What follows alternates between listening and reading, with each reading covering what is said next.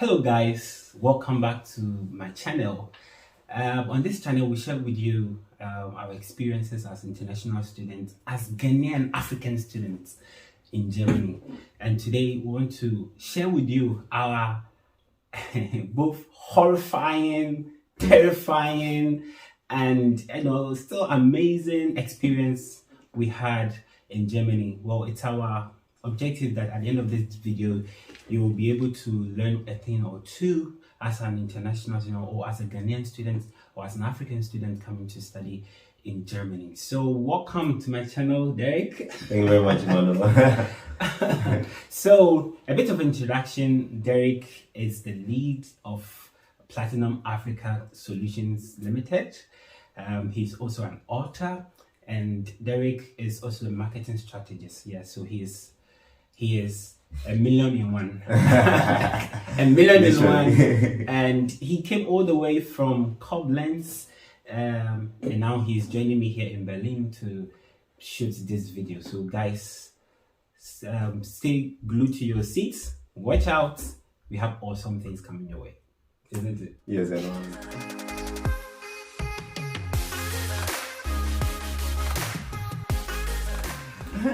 Okay, so first of all, we'll begin with, upon receiving the news of traveling to Germany and having admission to have to come to Germany and got our visa.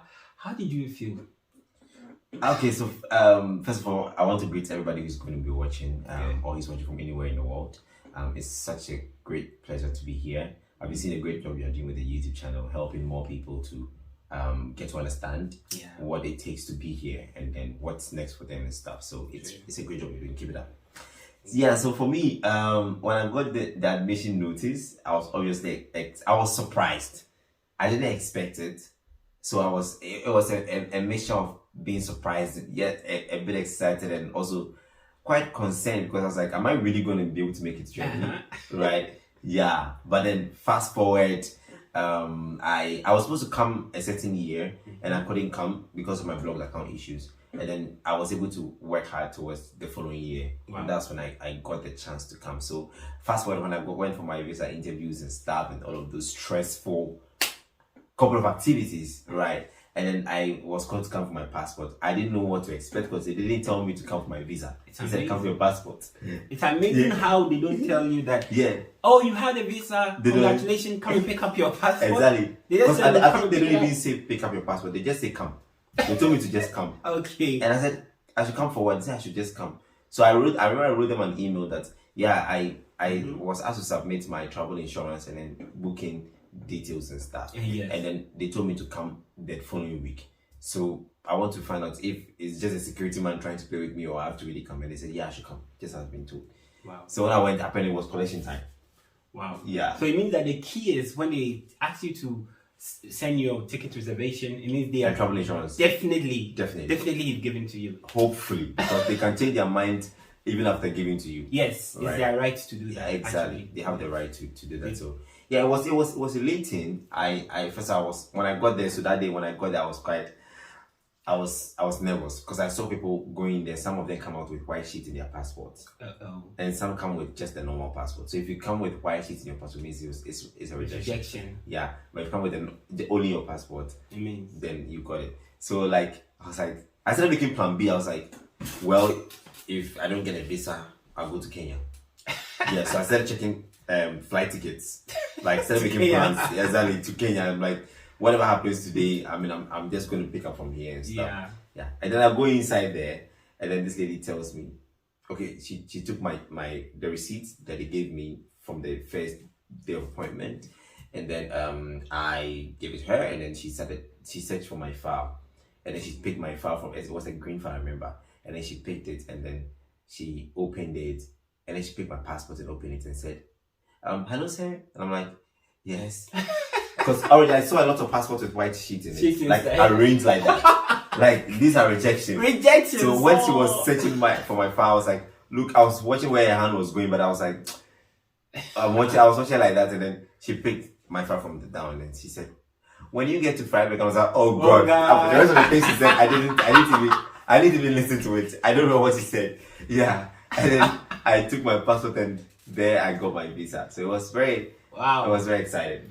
Yeah. To be frank, I actually don't remember exactly when I picked up my visa, but I remember the circumstances surrounding it. So I got to Accra because I had this email and they asked me to bring the reservation and all that, and finally they asked me to come and pick up your passport at this date. So I was in Accra, and when I got there, coincidentally I met a friend of mine who was my coursemate at the university. Okay.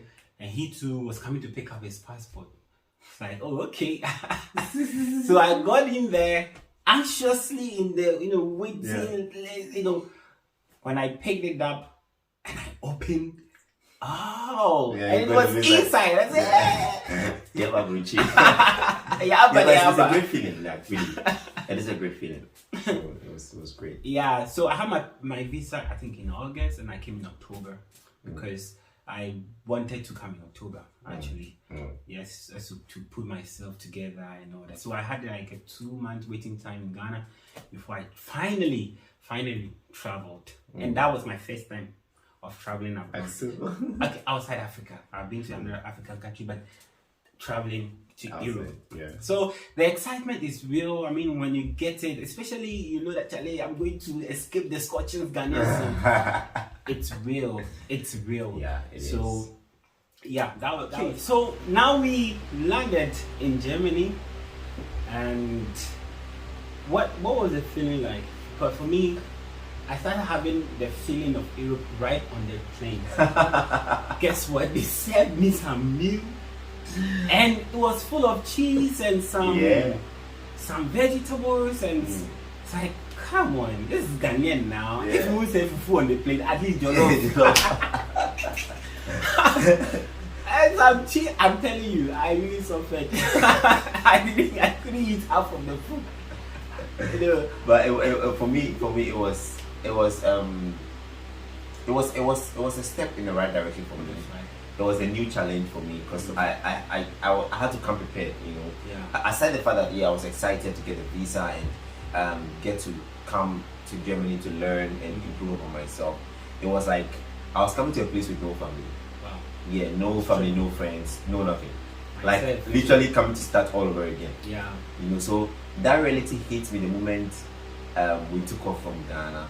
I was like, how is it going to be like for me? How will I sustain myself? How am I going to survive? How am I going to cope? Yeah. Like, who do I know? And all of those things. And it was, they already started hitting me. But then I was like, wait, I want to step foot in Germany first before I tell myself I'm in Germany. Yeah. So when I landed, I had one of my friends, Jacob Safo, who came to pick me from the airport at Frankfurt. And like we finally went out, did my security and everything check, and then we went out into the city. That was when I was like, dude, I'm here. Finally. I'm here finally.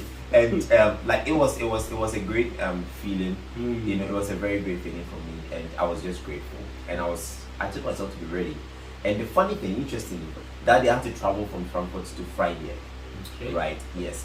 And my first day traveling with the train. It was my first time traveling with the train. Oh yeah. Yeah, and with IC. Yeah, with IC. Yeah, And then what happened was I got lost. Wow. Yes, I got lost and find my way at a wrong train station. It's a normal thing you experience. And then I think it's like if you don't get missing, if like, you never come to Abuja, then you don't come. It means you never came. Exactly. You get lost. You miss your frustrated. stream. You miss your platforms. You miss everything because it's a new system you're getting yourself. Exactly. So I got lost and I had to sleep at the train station. At Dresden.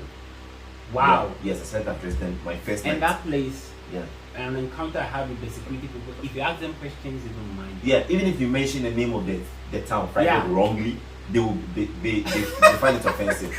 I was like literally frustrated, and I was asking this policeman I saw. I was like, I'm going to Freiburg. I said Freiburg, and I was like Freiburg. And I was like, dude, like that is not what I'm not here to study how to pronounce it. I need to find my way there. And then he was like, he talked there and guess what? I think that side itself, they are quite a bit cold. Yeah. The eastern side. That side of Germany. That side of Germany. So yes, if you're coming, just be watchful. So yeah, so like I got lost, and I think it was a good thing that I got lost because when I slept at the train station, I wrote myself a letter. Wow. And I've been reading that letter till now. Wow. And it has been that letter that has kept me in shape, because it was what I told myself the first day, you know, and being able to measure my journey here with what I told myself, what I had planned. It's a very good check for me, you know. So it was a very interesting first day in Germany. I mean, I slept at the train station, so wow. Yeah. My first day, I landed in Berlin. By God's grace, I met a Ghanaian family here. I'm not related to them in any way, but just by grace. And then, so they dropped me off from the old Berlin airport, but there was no to go. To the bus station to go and pick another bus to Dresden, and then I'll connect from Dresden to Frankfurt. I did that. I got to Dresden. I subsequently picked another train and got to Freiburg. Now guess what? My buddy, the guy who was supposed to pick me, was out of Germany. That day, the very day I was coming, I have been chatting with the guy.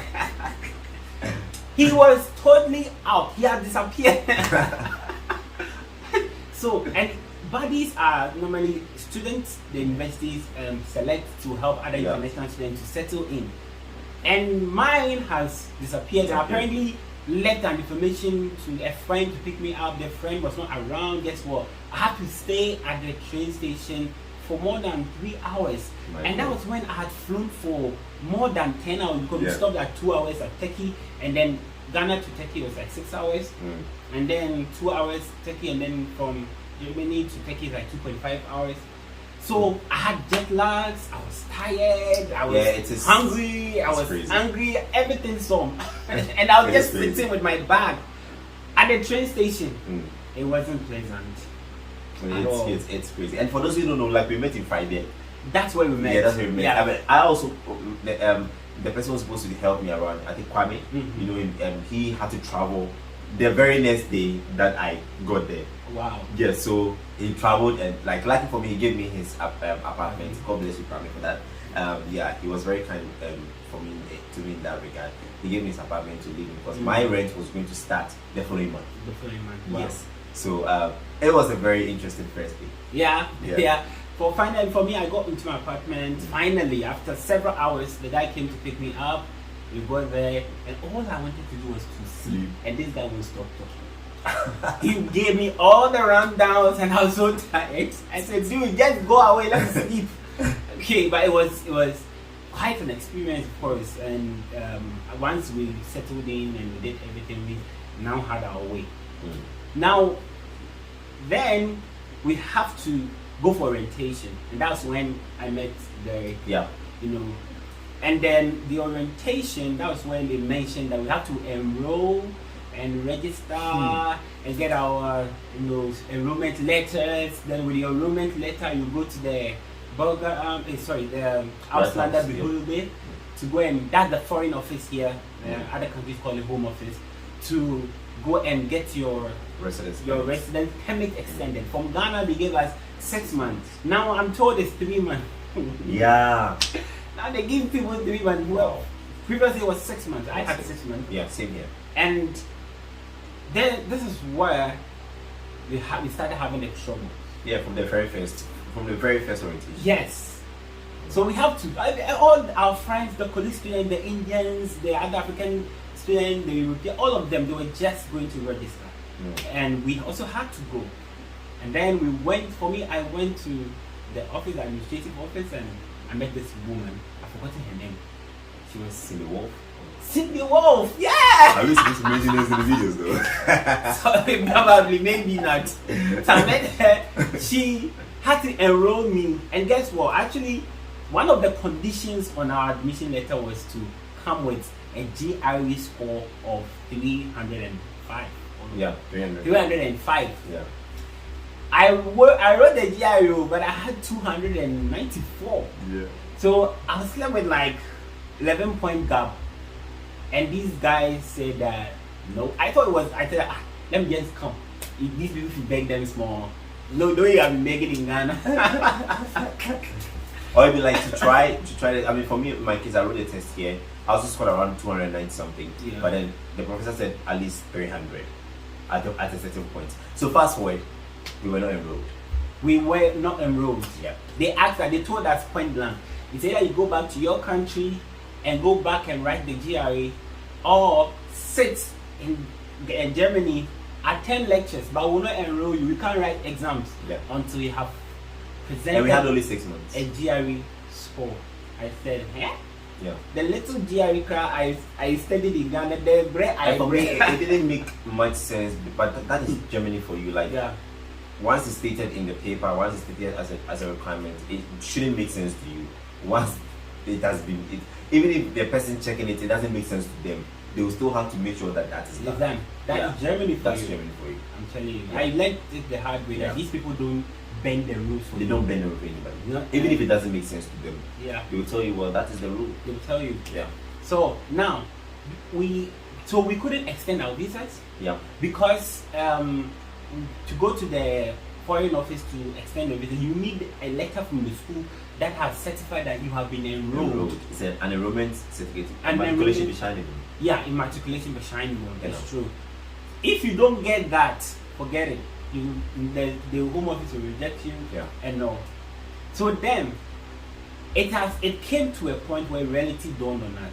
And we started asking ourselves the question, are we going to go home? Are we going back to Ghana? And you know, Ghanaians, if they see you back after a few months.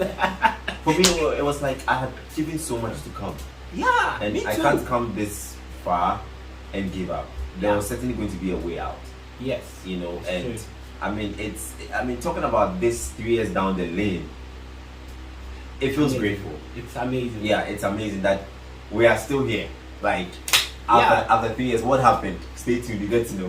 One thing you must understand is that, see, the moment you've stepped your feet here on this land, anything is possible. You see, if you have not known, you think that you have to give up.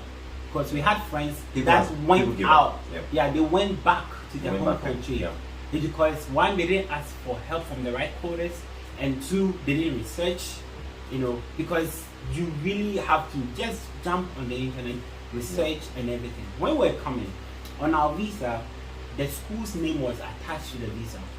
So all we had at the back of our mind, without asking, is that probably the school is linked to your visa. So if you don't attend that school, you have to go back home.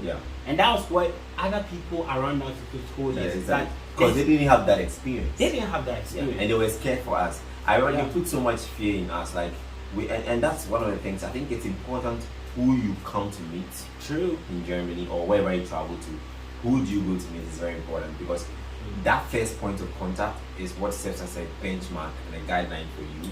You know, in your survival here, right? And like for us, most of them had not gone through this. They didn't go through. So they didn't understand our situation, right? So I mean, I for one, I had to decide. Then I'll move out of this small little town. It was a small little town. You can very 100 meters around it. That town. Small. The train station is like a 1-bedroom apartment. No shade, but then that's the truth. Like, that shows that it's a small village. Relatively small town. Exactly. And like I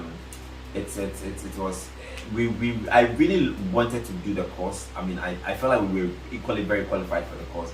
But they used that GRE requirements to beat us up. But then, like someone would say, what was the way forward?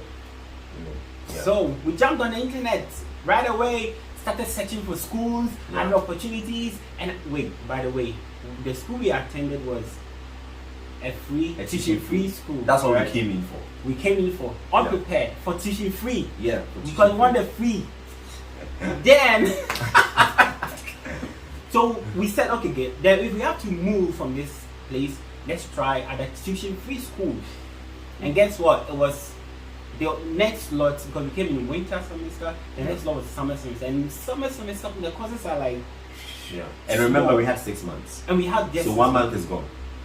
Good. So in 5 months, we were supposed to get to school in 5 months. And each time I think about that, one of the things that I think about is, if I had known that time, I would have written an IELTS. Good. Because the IELTS gives you more schools for tuition free than if you don't have an IELTS. It's true. Because for those of us from Ghana, we were not required to bring IELTS in most of the schools because they are like, once you did your first degree in English, you are good to go. But then other schools said they wanted IELTS. That makes sense. Yeah, if I were to go back, I would have written the IELTS, not even write the GRE. Of course. And then just quickly apply for other schools with the IELTS and stuff and a strong motivation letter. Right. Good. Mistake number one. Yeah. You didn't do it. We didn't do it. So we had to pay for it eventually. So eventually I had a school in Berlin, and that's how come I'm now in Berlin. And it was a private school. Look, around that time we were so desperate to do anything to stay. We wanted to stay because we wanted to go back. So my private school tuition fee was 12,000 euros per annum. It was, if you tell anybody, they say, huh? What? It was too much. And I had to make a down payment of 2,000 euros before you could be registered. Then you can get that immatriculation behind thing. Yeah. So somehow, I was able to push and pull money from here and there, and got the money, got enrolled.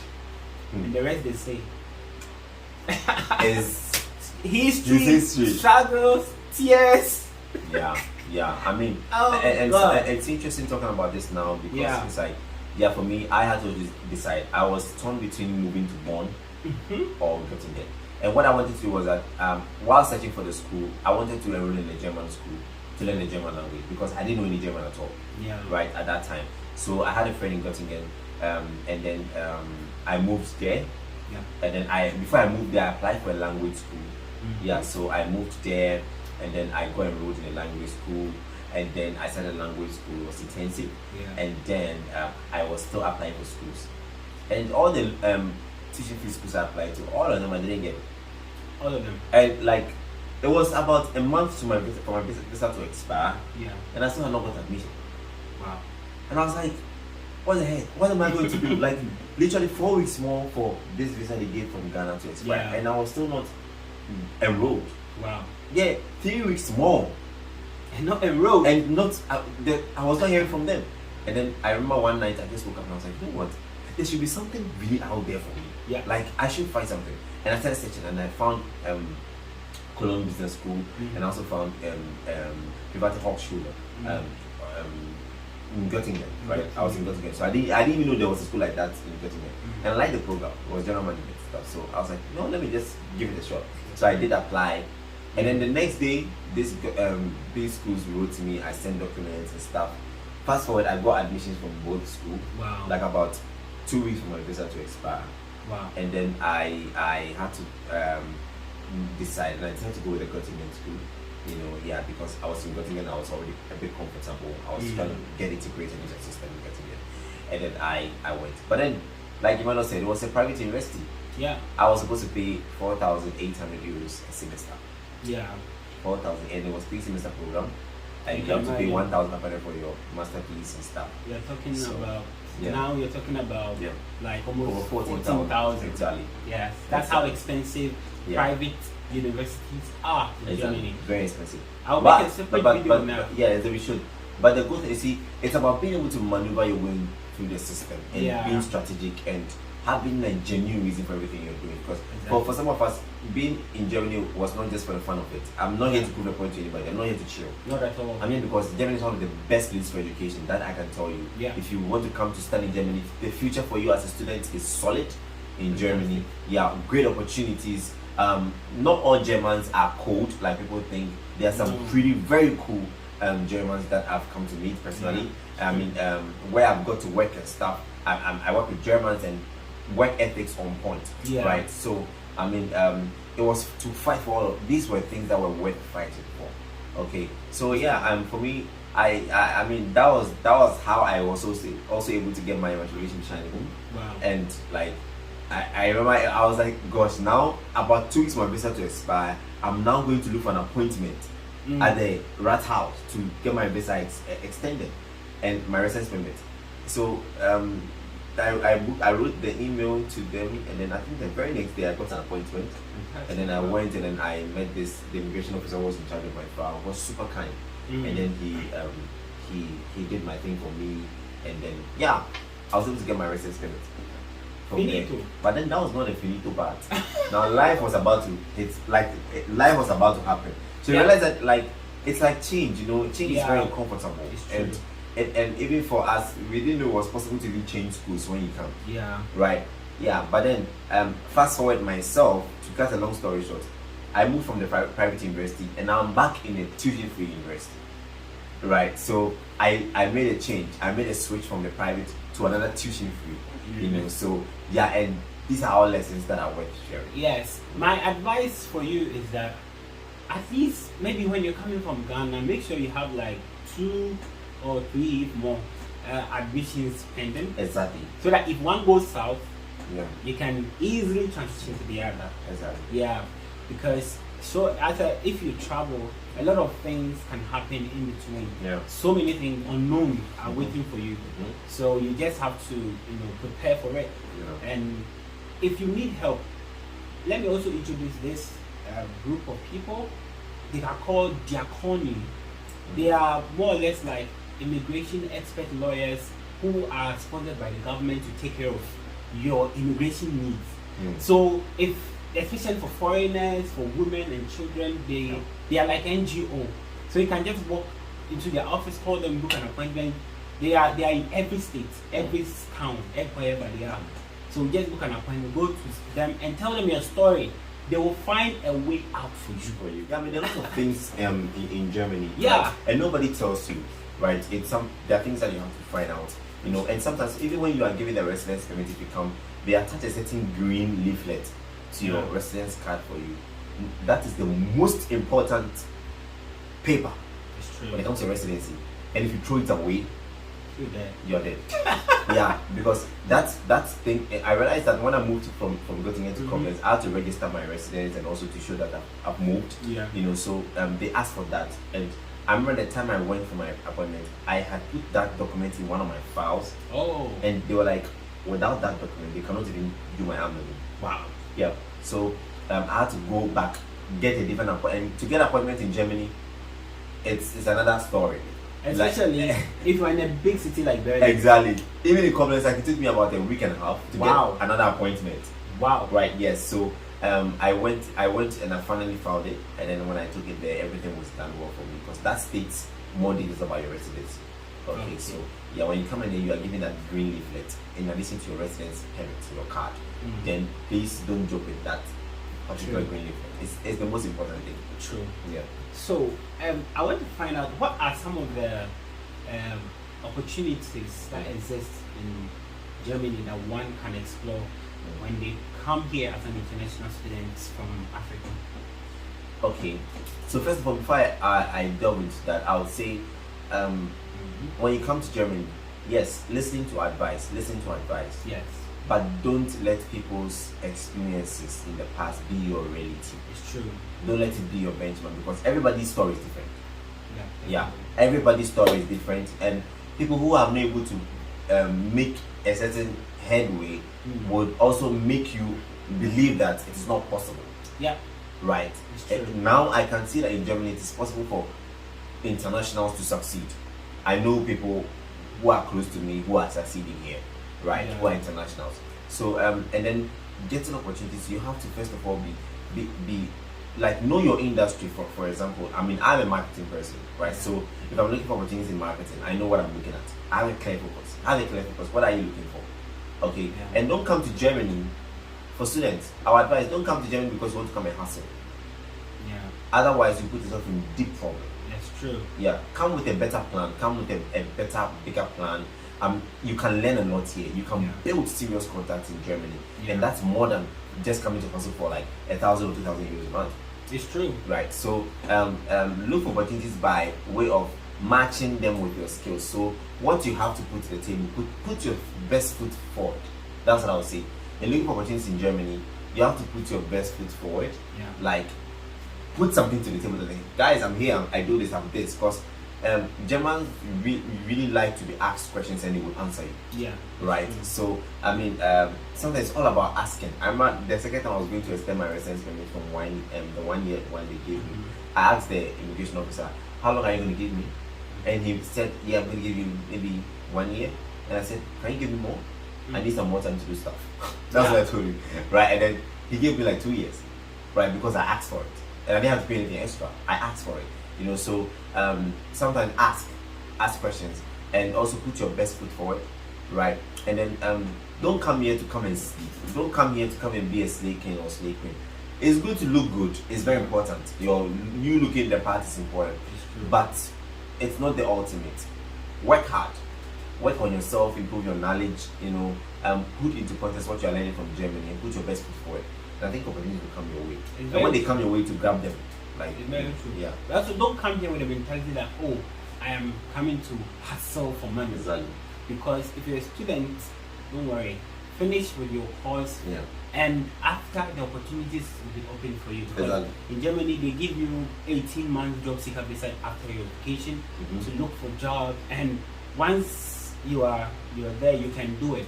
Yeah. I mean, once you are out and you have some experience, also during your time of studies, it is one thing that my school didn't help me with, okay, is to get an internship.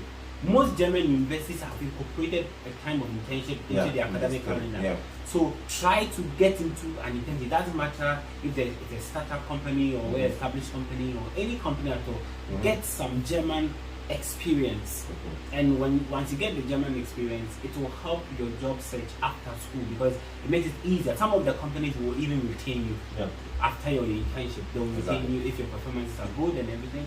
They will retain you and then they will just give you job offer immediately. Sometimes you even get it before you finish school. Yeah. So that is one piece of advice I'll give you. The next one is to talk to the right people. See, here, when you come, you have people called old buggers. They know it all, old people who have been here for 20 years, 30 years, 40 years, and they will tell you, oh, we know this, and that. See, the laws are changing every day.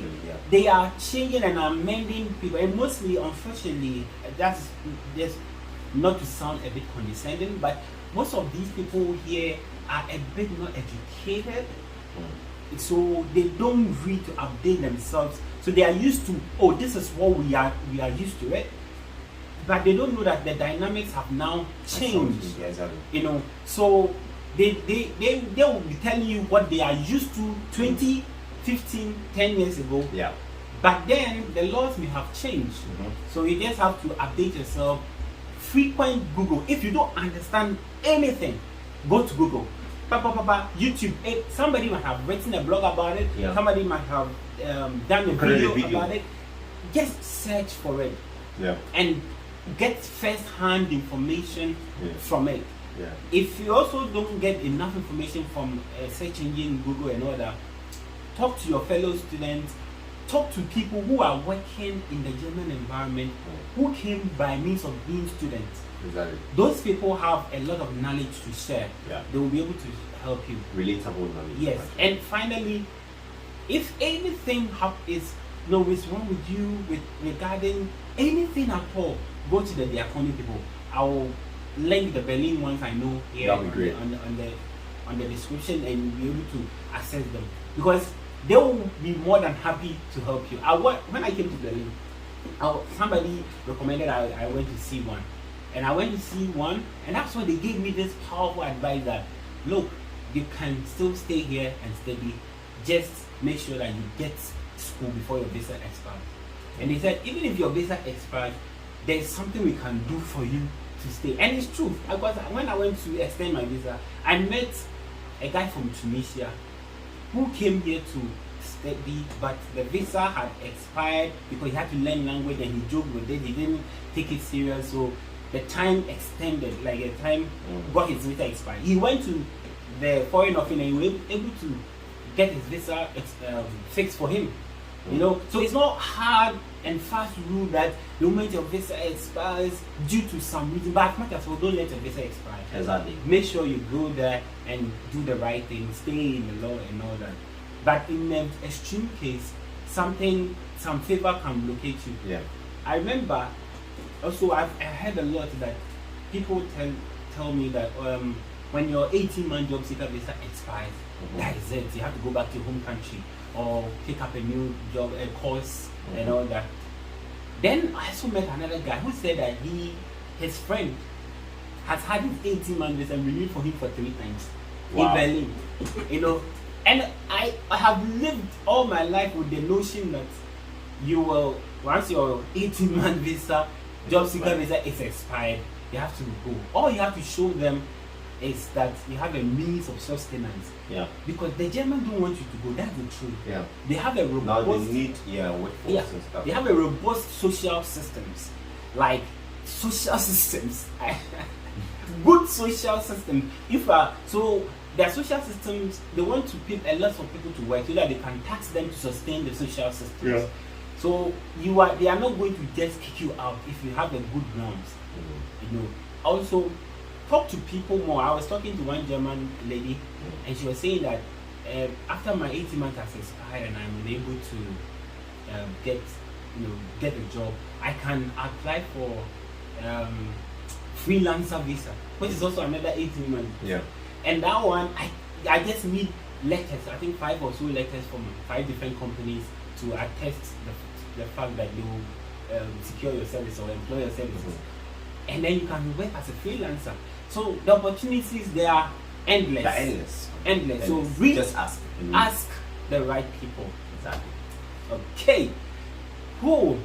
Do you have any right to share? Yeah, I think I mean in a nutshell for me it's come to Germany with a plan.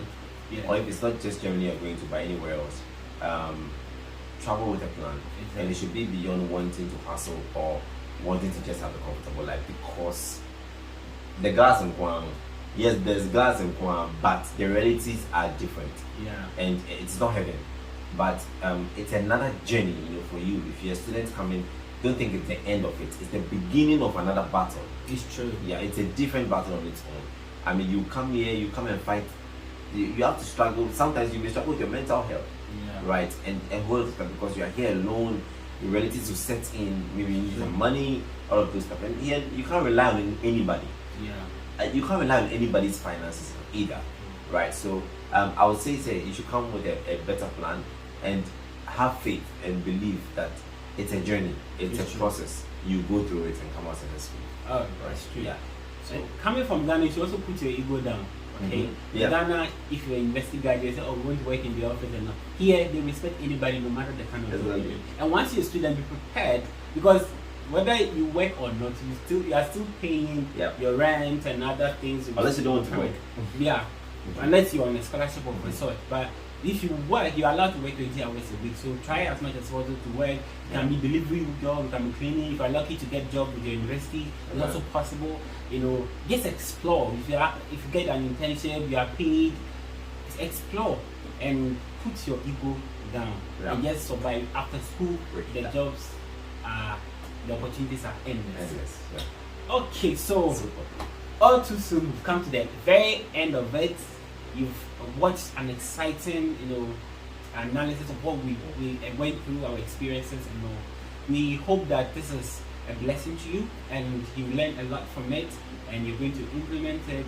And if you are on your way to Germany, if you are preparing to come, we wish you good luck with your visa and everything. And also don't forget to subscribe to this channel, and then I'll put Derrick's details here, okay, so that you subscribe. He has recently started a podcast on Spotify. You can search for him, Derrick Formal, and how do the Germans pronounce it? Formal. So I'll put the link here right under the bio so that you can also check out. He has recently written a book called Shoot Them Down Good. So I think the book will be suspended here. Yeah, okay? we'll put it here. And then I'm sure it's on Amazon. Yes, on Amazon. We will link it. Yeah, all of them. So you buy and read them. It's an awesome book, I tell you. And he has other books too and all. Yeah. So very awesome. We'll link all of it to the bio so that you can click and then enjoy it. So thank you so much for staying till now. Until then, cheers.